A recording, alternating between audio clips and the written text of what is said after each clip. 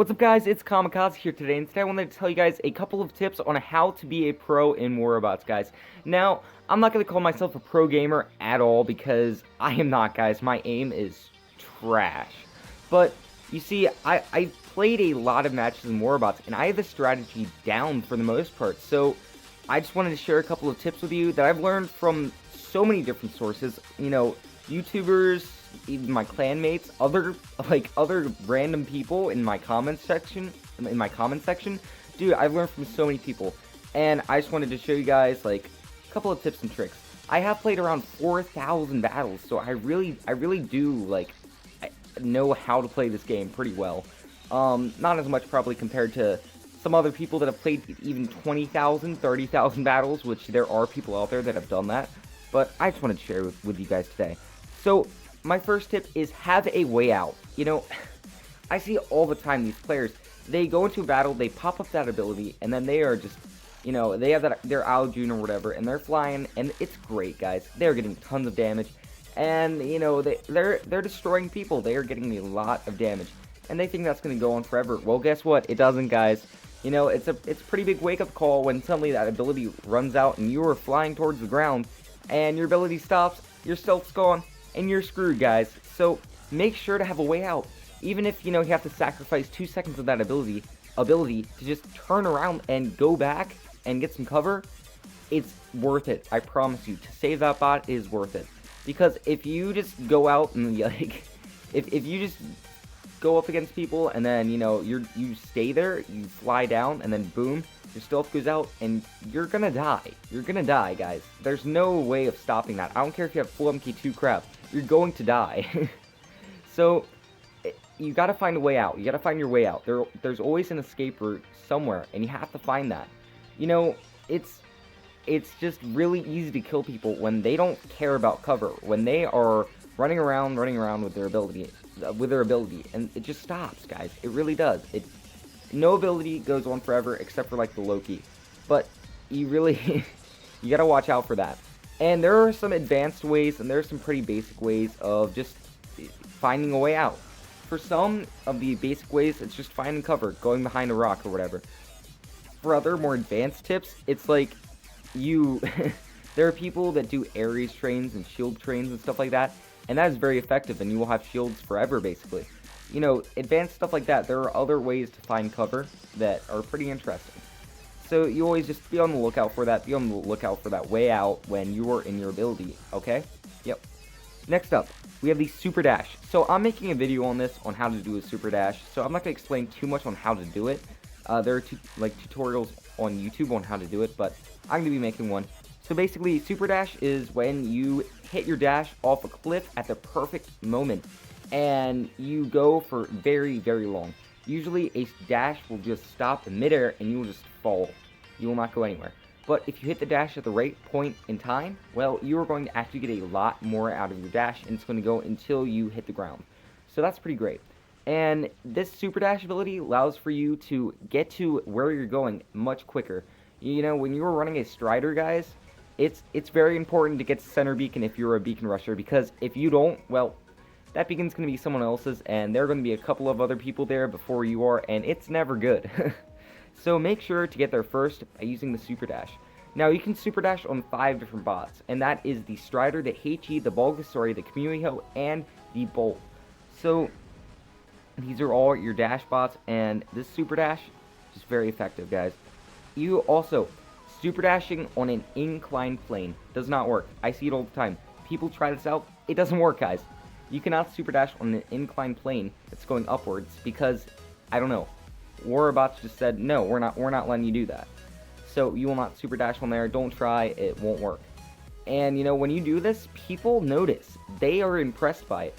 I've seen, in the comment section of my video, of one of these videos where I ran a Strider or something, and they saw me do a super dash once. I did a super dash once. And there were a lot of people in that comment section that were like, oh my goodness, nice super dash or whatever. People notice, seriously. Alright, next up, understand your bot's ability. So, oh my goodness. So many times I see players, they calculate their jump. So they're trying to come at you, and they jump, and then boom, they they fall really short, and it's kind of funny because you just destroy them. There are some very good players out there with the Raven. Now, the Raven is not a very powerful bot at all. I think with its buff it's getting, it's great, but still not going to be very powerful or meta. But, like, people that play the Raven right, you can do a lot of damage. Because if you can time that dash perfectly, if you can get that distance down, you can actually get into player shields. I've seen players get into my Ares shield when I've been completely dumb with my Ares. They will jump into your shield with the Raven if they time it correctly, and then boom, they're in your shield, guys. You don't want that. You do not want your enemies in your shield. It never ends up very well. So they can get into your shield, they can get into whatever you want if they time it perfectly. Now, it just goes along with all of that, guys. You can do that with a Strider. If you know your Strider's, like, distance of the dash, or, like, your dash bot's distance that it dashes, you can actually get into people's shields also, and you can get close. You can time it perfectly where, you know, you're getting into players, like, shields, and very close up. Even if you're running, like, something like a kinetic weapon that's like a gust or something, you want to get as close as possible. So getting as close as possible with a dash or a jump really works out. Also, understanding the ability. As I've said before in the past tip that I gave you, you have to know when to stop, when to go back and get cover before your ability ends. And that's very true. Because I remember one time, I was running an Aljun, and so people in Canyon, on some of the sides of it, like the home beacon, they will hide there and kind of camp out, and it's really annoying, and it does a lot of damage. Now, you know, when that's happening, you really want to kill those players, but sometimes it's really hard. So what I do with my Aljun is I go up while I'm at, like, around center beacon. I go up into the ability, oh my goodness, I cannot say that word today, I don't know why. So, and I will go up. I will go straight to them. I will most of the time do a ton of damage or kill them, and then go back. Now you see, I try to go back at the halfway mark to make sure that I can get back. And I know how far that Aljun goes, because I know that it can usually go about, like, 200, 300 meters before it stops, and then you have to go back, or else you're going to fall down. So you have to know how far that Aljun can go before you have to go back and find cover. Same with, like, other bots. It's with a lot of different bots. I'm using the Aljun just because it's the best term for me. I don't know. So, yeah, you have to understand your bot's ability. Next up, we have team play. It's key, guys, to the game. Now, I don't do Ares trains with my randoms because, honestly, my randoms suck. They do not know how to do a Ares train whatsoever, so I never do it with them because they always somehow mess it up. But team play is actually very key, even outside of doing, like, an Ares train. A lot of people, when you think of, like, team play, they think Ares train for some reason. It's not even that. You can do team play just by, like, when someone else gives you a signal to move, move. You know, when someone's going for center beacon, you should probably go with them, unless it's a complete suicide mission.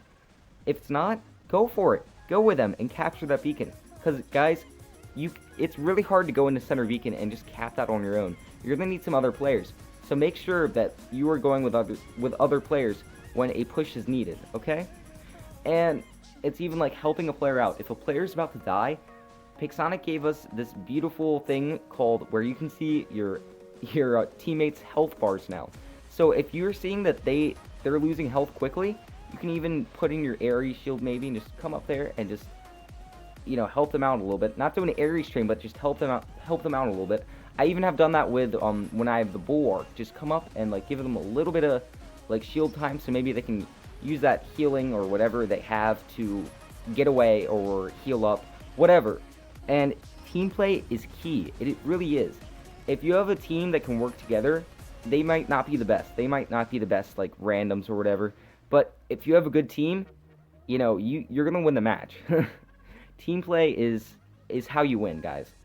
Next up, we have the 2-minute rule. Now, this was something that was made by one of my clanmates back when I was in my clan. I did leave them because I was pursuing YouTube a lot more, and I just didn't feel like it was fair for them to, like, have to deal with me not doing enough activity in their clan. So I had to leave because I knew that I can make that commitment. Now, this guy, he was a pretty much Warbots genius. He was very good. And so he came up with the 2-minute rule.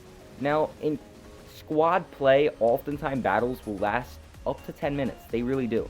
In you know, beacon rush battles, they usually don't, but like in squatting, they last for long times.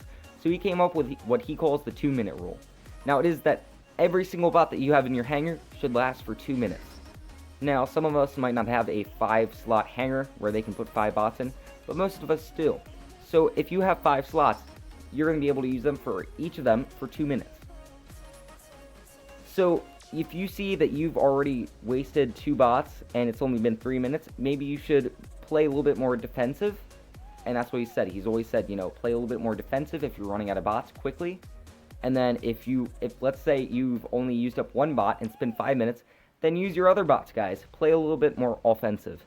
Now, I've changed that up a little bit because considering I don't really squad anymore because I'm not in a clan, I do mostly beacon rush. I don't really like FFA. I just do beacon rush. And those battles oftentimes last for 6, maybe 7 minutes. So, and I have 5 bots. So what I found is that my Hellburner lasts for about like 1 minute because it's a Hellburner. It dies very quickly. And then my other bots last for anywhere between like a minute or 2. So I have to really look at that and make sure that I don't bot out. This is a tip to help you to not bot out. Because when you bot out in 4 minutes, it's so newbie. Like people notice that you botted out really quickly, and you're not going to get any damage whatsoever. So definitely do the 2-minute rule and, you know, change it up so it works for you. You don't have to do specifically the 2-minute rule. Maybe you can do it the 1.5-minute rule. I don't care. You can do what you need to ensure that you do not bot out in your battles. Alright, next up we have slide along walls backwards. Now that sounds really weird. I don't know why. It doesn't really have a name, but like I just call it slide along walls backwards. So I learned this from Manny. So Manny is a great Warbots YouTuber, and so I learned this when he was doing his Spectre Orkin gameplay. And what he did was he was on like, I don't know, I think it was Valley, and he was trying to get away from an enemy. So he turned around backwards and just started sliding up against the wall. Now why would you do that? Warbots weapons are bulky and just annoying. So when you're going up against a wall, they for some reason like hit against the wall and it slows you down a lot. It can even stop you. And when you're trying to get away from someone, you don't want to slow down or stop. So what he did was he turned around backwards and he just started sliding it up against the wall. And you see the hard points are mostly focused towards the center, so they would not hit the wall. So he was sliding along and he could go his full speed without actually getting stuck or hitting up against it. So I do this decently often. There aren't too many situations where I have to do this, but I do it a decent amount of times. Now, this really helps you out because, you know, it's really hard to get away from players sometimes. And when you have to run, guys. You gotta go. You don't have time to sit there and, you know, have a little bit of tea and so have some tea time, you know, just sitting there because you're dying. You can't wait up. You gotta go as fast as you can out of there, and if that means, you know, sliding against the wall backwards, you gotta do what you gotta do. So that's what you have to do sometimes when you have to get away. Next up, we have join a clan and squad. So this is the last tip I have for you guys. Really and truly, these tips, I could give you 100 different tips, guys, because there are a lot of them. These were just, I think, the biggest ones. But really and truly, you have to learn from over time, and it takes a long time. Joining a clan or getting in a squad, a very active squad, really will help you out a lot. Because I remember when I was in my clan, I came in there, I was I wouldn't say a noob, but I didn't really know too much about how to play well and effective. From then, I learned from clanmates by getting on our comms and stuff and getting on Discord and chatting with them, and I learned a lot about how to play. They taught me a lot, like how not to use an ability just to get around. They taught me how to do a lot of these tips. If you get into a good squad or a good clan, you're going to learn a lot, and it has helped me out a lot. And I'm sad that I parted ways with them, but like I had to pursue YouTube and stuff, and they understand. But if you want to be a pro, really and truly, you have to join a clan. And if you get into a good enough clan, people recognize those clan names. I'm serious. when I see an HC player, instantly I have respect for them. I know they're a pro because they are HC, gods, whatever. They are great clans. If you get into a good clan like that, dude, you're already respected like that. And getting into even a lower level clan, maybe a clan that's only D ranked or C ranked, it's honestly not that bad. I know for some of you guys in the lower leagues that are in Master and below, it's probably on the harder side because clan opportunities in those lower leagues aren't as big. You don't get a lot of those great big S clans and A clans, you know, inviting you to join their clan. But you just join a clan, get in with friends, get in with people that you know, and also if you don't want to join a clan, if you don't want to learn, watch YouTube. There are a lot of good content creators on YouTube, and I'm not trying to promote my channel, but there are other YouTubers out there that are really good, really good.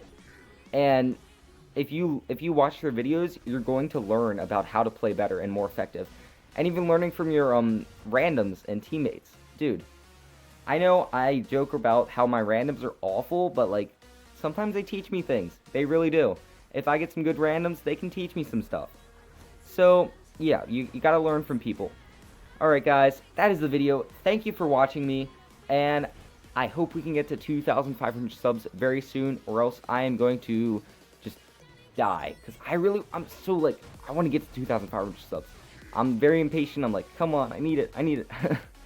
So I can't wait to get to 2,500 subs. If you could help me out just by hitting a sub on the subscribe button, that one sub really does help me out. Thank you. Have a great day, guys. I'm going to see you next time. Bye, guys.